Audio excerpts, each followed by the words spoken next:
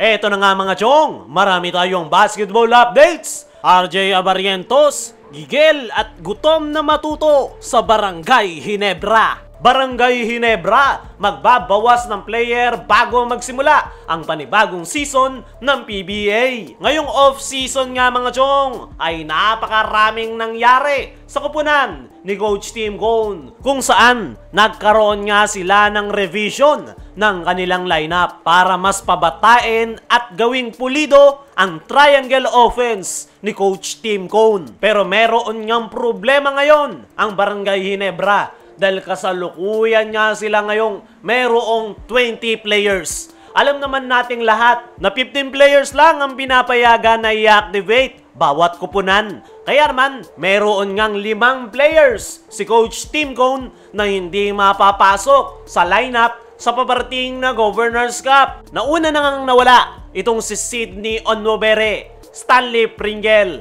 at Christian Stana Hardinger sa Barangay Ginebra matapos nila itong i-trade. Pero meron ngang mga nadagdag dahil sa nangyaring trade at meron rin galing PBA rookie draft. Kaya naman, sino nga ba yung mga possible na hindi maipapasok sa Barangay Ginebra lineup this Governors Cup? Ayon nga sa mga trusted source, ay sinusubukan nga ng Barangay Ginebra coaching staff ang lahat ng kanilang mga players. Sa kanila i-evaluate kung sino-sino ang makakapasok sa lineup. Kumbaga magkakaroon ng tryout yung mga players para makita kung sino yung kailangan ng kanilang koponan. Pero meron ngang mga untouchable at siguradong pasok sa Barangay Ginebra lineup. Yan ay ang mga key players ni Coach Tim Cone. The rest ay kinakailangan pang i-evaluate ng Ginebra coaching staff. Kasama nga rin sa i-evaluate itong Barangay Ginebra rookie na si RJ Abarientos. Kahit nga napakalaki ng potensyal nito as a guard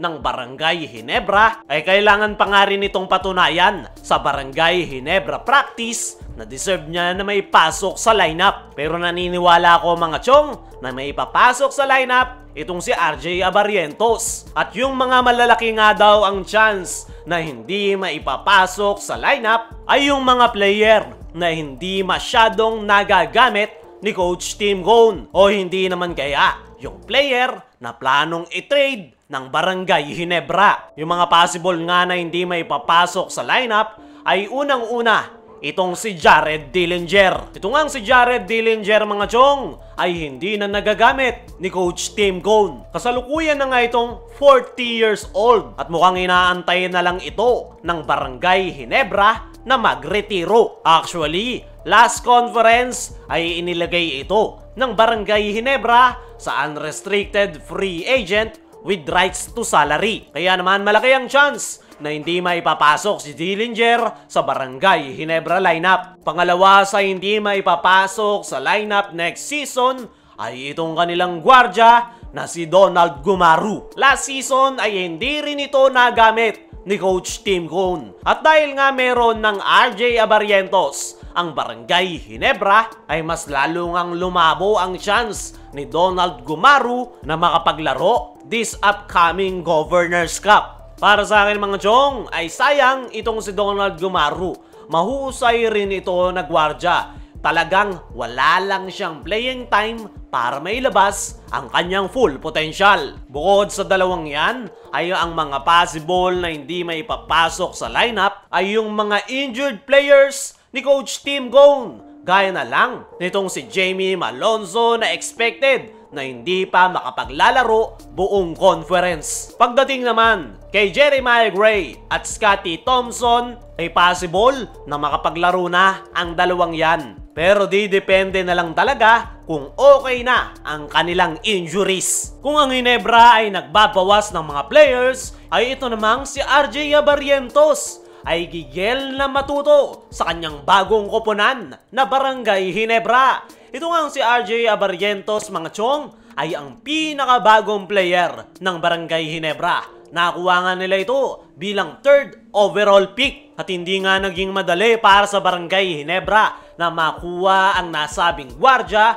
dahil kinailangan nga nilang pakawalan yung kanilang mga key players na sila Christian Stan Hardinger at Stanley Pringle. At nitong nakalipas nga lang na araw mga chong ay nakadalo na ng practice ng Barangay Ginebra itong si RJ Abarrientos. Ayon niya mismo kay RJ Abarrientos sa kanyang naging latest interview ay first practice pa nga lang daw ay marami na siyang natutunan. Diyan niya nga raw na-realize na kahit naglaro na siya overseas sa Korea at Japan bilig ay marami pa nga daw po pwedeng idagdag sa kanyang laro. Yung mga veteran player nga raw ng Barangay Ginebra ay napakalaki ng naitutulong sa kanya. Gaya na lang ni L.A. Tenorio. Napakarami nga daw tips na ibinigay sa kanya na po pwede niyang magamit this upcoming Governors Cup. At excited na nga raw itong si RJ Abarrientos na makasama sila Scotty, L.A. Tenorio, Jamie Malonzo at Japet Aguilar sa loob ng basketball court. Sa ngayon ay mukhang masayang masaya itong si RJ Abarrientos sa team practice ng Barangay Ginebra. At home na nga ang nasabing rookie. Ang maganda pa nga sa kanya mga chong ay very coachable at nakikinig talaga sa Barangay Ginebra coaching staff. At yan nga ang maganda kay RJ Abarrientos. Para sa akin mga chong, sa ipinapakita na yan ni RJ Abarrientos sa practice ng Barangay Ginebra ay naniniwala ko na hindi ito mahihirapang mag-adjust sa sistema ni Coach Tim Cone na triangle offense. At sana lang talaga ay tuloy-tuloy na makapagpakita ng magandang performance itong si RJ Abarrientos. At kung mangyayari yan, paniguradong marami silang papahirapan this upcoming Governors Cup.